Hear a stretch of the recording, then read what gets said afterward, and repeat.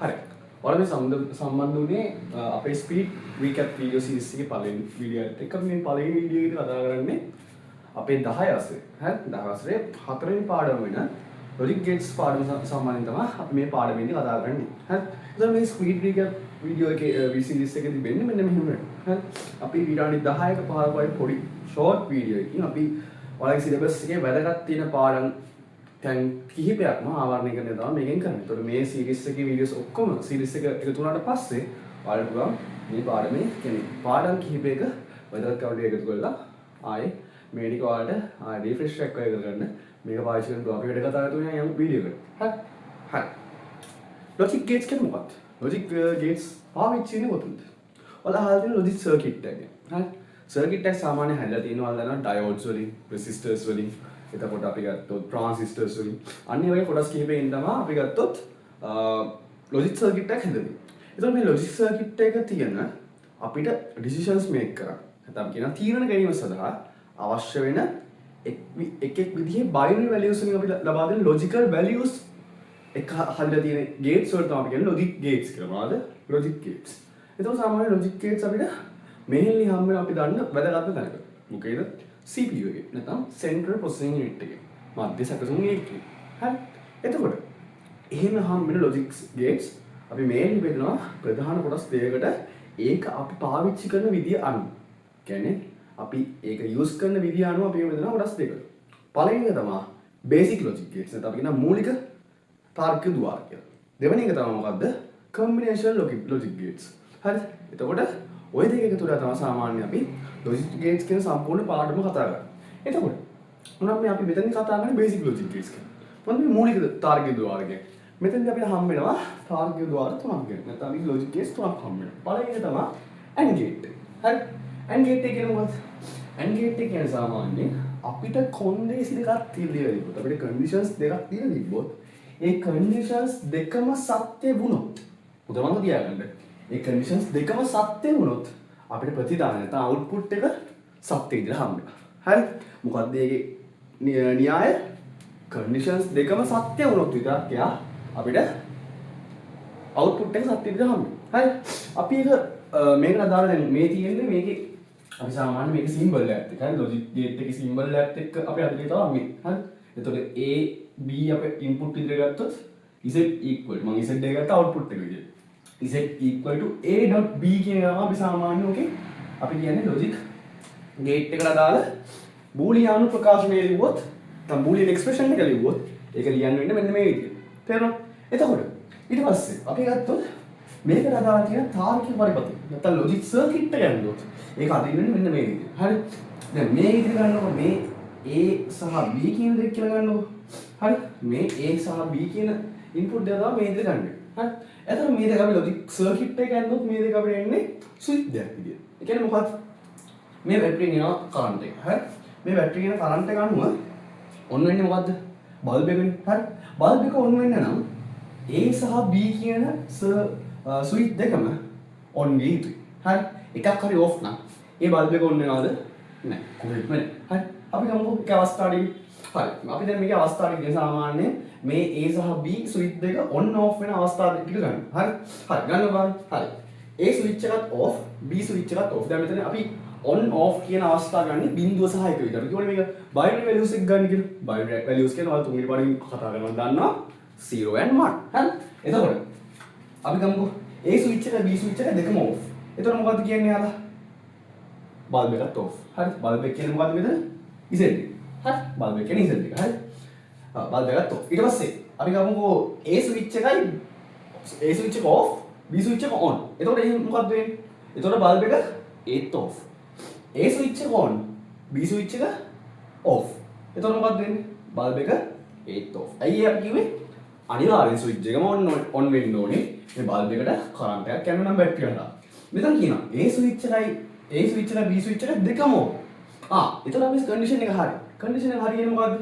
Condition එක හරි කියන්නේ එතකොට අපේ බල්බ් එක on. හරි. එතකොට ඒක තමයි AND gate එක කියන්නේ. අපි දැන් මෙතනදී කතා කරන්නේ basically logic gates, basic logic gates ටික මතක් කරලා දෙනවා කරා. අපි මේකේ ගණන් හදන්නේ කොහොමද? කොහොමද මේකේ circuits අදින්නේ? ඒ ටික ගැන මම කතා කරා. ඊට පස්සේ මෙතන මම කතාවයක් ඉස්මතු කරන්න ඕනේ. හරි. ඒක තමයි අපි මේ හදලා තියෙන මොකක්ද? මේ හදලා තියෙන truth table එක. හරි. truth table එක කියන්නේ මේක. හරි. එතකොට truth table එක මෙහෙම ඇන්දෝ. හරි. දැන් මේක බලන්න මම මේකේ ඇයි මෙතන අවස්ථා හතරක් විතර තියෙන්නේ. ඇයි මේක input දෙකක් තියෙන නිසා. ඒ කියන්නේ මොකද්ද? කොහොමද ඒක හැදෙන්නේ? හරි. input දෙකක් විතරක් තිබ්බොත් මට ඒකේ ඒ truth table එකට අදාළ අවස්ථා නම් හතරක්. ඒ කියන්නේ මොකක්ද? සාමාන්‍ය ඔක එන්නේ වෙන විදියට. ඒ කියන්නේ හරි දෙකේ බල විදියට තමයි එකේ. හරි. හිතන්නකෝ input තියෙන්නේ දෙක. ඒ කියන්නේ දෙකේ දෙවෙනි බලය කීයද? 4. ඒතකොට අවස්ථා හතරක් තියෙනවා. හරි. input තුනක් තියෙනවා. හරි. මම මෙතන input තුනක් ආවොත් හිතන්නකෝ. ඒතකොට දෙකේ අවස්ථා දෙකේ තුන්වෙනි බලය. දෙකේ තුන්වෙනි බලය කියන්නේ 8. ඒතකොට 8 මේ දෙකේ තුන්වෙනි බලය කියන්නේ 8. ඒතකොට input තුනකට අවස්ථා 8ක් තියෙනවා. අපි input තුනක truth table එක පස්සේ බලමු. හරි. එතකොට එහෙම ගත්තොත් තේරුණාද කොහොමද AND gate එක එන්නේ කියලා? AND gate එකට input දෙකක් තියෙනවා. A සහ B කියන input දෙකම සත්‍ය වුණේ input හෝ conditions දෙකම සත්‍ය වුණොත් තමයි මේ output එක සත්‍ය වෙන්නේ නැත්නම් on වෙන්නේ. හරි. ඒක තමයි AND gate එක. ඊට පස්සේ B එකට යනවා OR gate එකට. OR gate එක යනවා OR gate එක මේ වගේම තමයි. හරි. මේ වගේම තමයි හැබැයි වැඩේ කියන්නේ බලන්න logic gate එක symbol එක වෙනස්. පොතේ බලන්න කියන්නේ symbol එක වෙනස්. හරි symbol එක ඔගේ නෙමෙයි. හරි. එතකොට ගන්නකො බලන්න මෙතන AB කියන input දෙක තියෙනවා. හරි. AB කියන input දෙක තියෙනවා නම් ඒකෙන් A සහ B කියන කොන්දේසි දෙක හෝ input දෙක. හරි. ඒකෙන් හම්බෙන කොන්දේසි දෙක හෝ මොකක් හරි හම්බෙන දෙයක් සත්‍ය වෙන්න ඕනේ එකක් තමයි. A හෝ B කියන කොන්දේසි දෙකෙන් සත්‍ය විය යුත්තේ එක කොන්දේසියක් පමණයි. හරි. එක කොන්දේසියක් හෝ සත්‍ය වූ පමණින්ම මේ කියන output එක ඉස්සෙල්ලා output එක සත්‍ය වෙනවා. ඒතකොට ඒක තමයි ඒකේ තියෙන කොන්දේසි. තේරුණා? එතකොට අපි ගත්තොත් මෙහෙම ගන්නකො. දැන් බලන්න මේ logic circuit එක. හරි. logic circuit එකේ මේ බැටරිය හරහා එනවා power එක. හරි. power එක එනකොට දැන් හිතන්නකො A switch එක කියන්නේ මේක නම් හරි. B switch එක කියන්නේ මේක නම් නිකන් හරි මේ switch එක වහනවා කියලා හිතන්නකො. මේ switch එක වහනවා. හරි. මේ switch එක වැහුනොත් මොකද වෙන්නේ? මේක හරහා කරන්ට් එක යනවානේ. ඒතකොට බල්බ් එක පත්තු වෙන ප්‍රමාණවත් නේද? අන්න ඒකයි මේ ගේට් එකේ කතාව. හරි. එතකොට ඒක හරහා කරන්ට් එක ගියත් එකයි මේක හරහා කරන්ට් එක ගියත් එකයි. කොහොම ගියත් මේ බල්බ් එක වැඩ කරනවා. දෙකෙන් වෙන්න ඕනේ මොකද්ද? A හෝ B කියන ස්විච් දෙක හරහා කරන්ට් එක යන මොම නැත්නම් A හෝ B කියන කොන්දේසි දෙකේ එකක් විතරක් සත්‍ය වීම ප්‍රමාණවත්. දෙකම සත්‍ය වුණොත් අවුලක් නැහැ. බල්බ් එක හරහා කරන්ට් එක නැත්නම් කොන්දේසිය දෙකම සත්‍ය නිසා output එකත් සත්‍ය වෙනවා. සාධාරණ ප්‍රශ්න නැහැ. හරි. අපි යම් බලන්න මේකේ truth table එකට. හරි. truth table එකට ගියොත් මේකේ බලන්න හොඳටම O gate එකේ A කියන කොන්දේසිය අසත්‍යයි. හරි. A කොන්දේසිය අසත්‍යයි. B කොන්දේසිය ඒත් අසත්‍යයි. ඒක කොහොමද? Z output එක සත්‍ය වෙන්නේ නැහැ. ඒක බිඳුව. හරි. A කොන්දේසිය සත්‍යයි. sorry A කොන්දේසිය අසත්‍යයි. B කොන්දේසිය සත්‍යයි. එතකොට මොකද වෙන්නේ? එකක් සත්‍ය වීම කියන එක පදනම් කරගෙන Z output එක ඒක එක වෙනවා. හරි. A1 B බිඳුව. ඒත් Z output එක එක. A1 B1. එතකොට මොකද වෙන්නේ? කොහොමද Z output එක එක තමයි. එතකොට මේකට දාගෙන truth table එක සත්‍යතාව වගේ තමයි මේ තියෙන්නේ. හරි. මේක හොඳට බලන්න. හරි. අන්තිම එක තමයි not gate එක. දැන් මම මේකෙදි කිව්වා. හරි. මම මේකෙදි කිව්වා not gate එකේ අපි ගත්තොත් not gate එකේ මෙතන අපි කතා කරන and O කියන gate දෙක වගේනේ. ඒ දෙක හා සාපේක්ෂව බැලුවොත් මාර වෙනස්. හරි. හේතුව අපි and gate එක කතා කරා not gate O gate එක කතා කරා input දෙකක් හෝ තුනක් තියෙන්න පුළුවන්. තුනක් කියලා ගමු ඔයාලගේ level එකෙන්. හැබැයි මේ not gate එකේ කොහොම ගියක් තියෙන්නේ එක input එක. හරි. අපි මේක A කියලා අංකණය කරලා තියෙනවා. හරි. ඒකේ input එක විතරයි මේක හැම වෙලාවෙම තියෙන්නේ. හරි. එතකොට සාමාන්‍යයෙන් මෙතනදී වෙන්නේ A input එක හරිද? A input එක අනිත් පැත්ත හැරෙන විදිහටයි එන්නේ. ඒ කියන්නේ A input එක දෙයක් දැම්මොත් input එකක් මොකක් හරි ඇතුළත් කරොත් A input එක අනිත් පැත්ත ප්‍රතිවිරුද්ධ වෙලා තමයි අපිට output එක හම්බෙන්නේ. ඒකත් කොහොමද වෙන්නේ කියලා බලමු මෙතන. හරි. හරි. මෙහෙම ගන්නකො. හරි. දැන් මෙතන තියෙනවා මෙහෙම අපිට මේකට අදාළ තාර්කික පරිපථය තියෙනවා. හරි. දැන් මේක පරිපථය ගත්තොත් පරිපථේ බලන්න මෙතන බැටරියක් තියෙනවා. හරි. බැටරිය හරහා දැන් මෙතන තියෙනවා මේ කියන්නේ A ස්විච් එකක් උත් තියෙනවා බල්බ් එකත් එක්ක. ඒ දෙක සමාන්තරගතව තියෙනවා. හරි. ඒ දෙක පැරලල් නැත්නම් සමාන්තරගතව තමයි දාලා තියෙන්නේ. හරි. හරි. හිතන්න මේ ස්විච් එක මම වැහුවා. හරි. ස්විච් එක වැහුවොත් මේ බැටරිය හරහා එන කරන්ට් එක. හරි. මේ බැටරිය හරහා එන කරන්ට් එක මෙතනින්ම යනවා නේද? ආයි බල්බ් එකට යන්න ඕනේ නැහැ සාමාන්‍යයෙන්. පාන විද්‍යාව පාඩම් ඉගෙන ගන්නවා ඇති.